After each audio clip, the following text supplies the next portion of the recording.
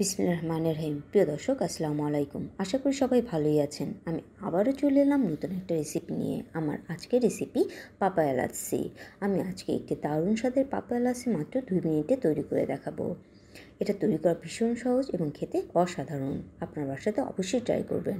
আর আমার রেসিপিটি যদি ভালো লেগে থাকে তবে লাইক, কমেন্ট, শেয়ার করুন এবং আমার আপকামিং ভিডিও পেতে অবশ্যই আমার চ্যানেলটিকে সাবস্ক্রাইব করবেন। চলুন দর্শক, এক নজরে দেখে নিই পাপায়া লাচ্ছি তৈরি করতে আমাদের কী কী উপকরণ লাগছে এবং এর তৈরির প্রসিডিউরটি। প্রিয় দর্শক, আজকে আমি পেঁপের স্মুদি বানিয়ে দেখাবো। পেঁপের স্মুদি বানানোর জন্য এখানে আমি হাফ পেঁপে স্লাইস করে কেটে নিয়েছি। আরও যে উপকরণগুলো লাগবে তা আমি এক নজরে দেখিয়ে দিচ্ছি। এখানে আমি 5-7টা কাজু বাদাম নিয়ে নিয়েছি ডাস্ট মিল্ক, 1 মগ দুধ, চিনি এখানে টেস্ট মতো আপনারা ইউজ করবেন। প্রিয় দর্শক, পেঁপের স্মুদি তৈরির প্রসিডিউরটি এখন আমি দেখিয়ে দেব।